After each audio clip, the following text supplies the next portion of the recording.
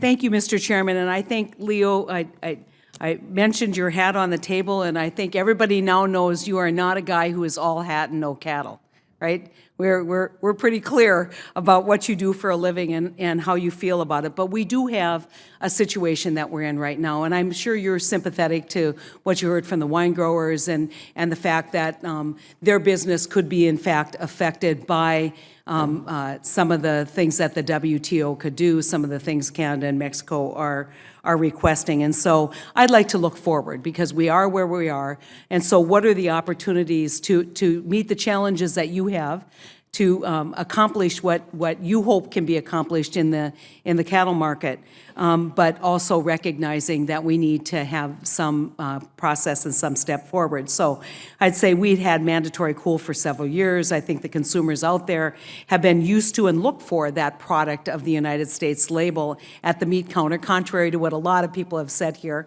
I think that the movement in grocery shopping, if I can put it that way, has really been to read labels. It's really been to understand sourcing of food. That is an ongoing concern and an ongoing issue all across the board in America, and we're proud of what we do in the beef industry in this country. But how can we maintain that market and build on it given what's happened before the WTO? You have any suggestions? I think you know Senator Stabenow has proposed a discussion draft, which we've been very intimately involved in my office, but I'm curious about kind of steps forward as you see them, not defending the old system, but looking at what might work to accomplish the purpose.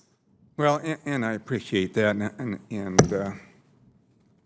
I may very well be the one that brought up voluntary here about 2 months ago as we were going through this process. I do hate to see us cut and run before we finish arbitration, and I'll guarantee I sympathize with our neighbors. I remember Tom Brokaw in his Greatest Generation as he talked about those folks coming back from the Depression and the World War, working together for family, for community and country, and it truly was.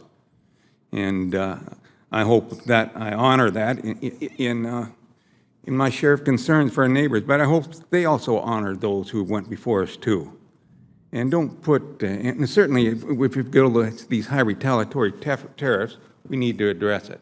But let these Canadians and our Mexican friends finally put their chips on the table and the facts, because so far it's all unsubstantiated. They can't prove it in our courts, they can't prove it in the WTO that there's been any harm.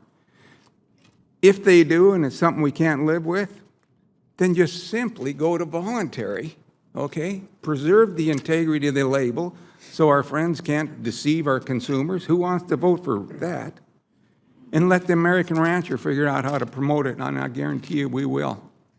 But preserve that label and our investment and all the time we spent on this up to date. So I know you're simply going to voluntary. Just change one word, mandatory to voluntary for cattle and beef.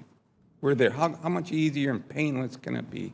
Well, I share your interest in kind of looking at how we can continue to provide the consumers with a path forward to recognizing where the source of their food is, how we can, in fact, continue to the good work that you all are doing in terms of sourcing your food.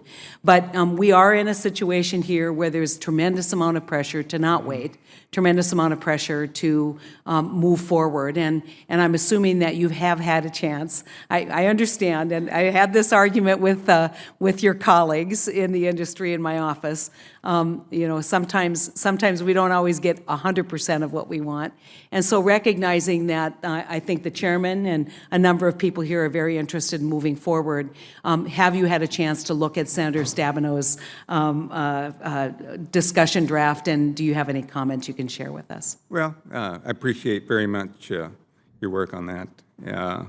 And I support it. I mean, I think the voluntary approach is a very reasonable approach. It takes care of the people that are scared of the threats and reasonably have a right to be scared of them. No, I think it's a good approach. I would like to see it go a little bit farther in addressing the WTO concerns that we failed by exempting some segments such as retail and wholesalers. I mean, if somebody's going to label U.S. beef in the United States of America, whether it's wholesale or retail, by golly, I think we can all agree it better be U.S. beef.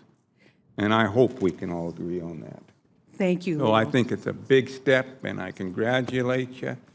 And if we can find a way to move forward and satisfy everyone's concern, how nice would that be in DC? Well, you fill me with pride, Leo. You've spoken like a true North Dakotan, just straight up. Thank you so much.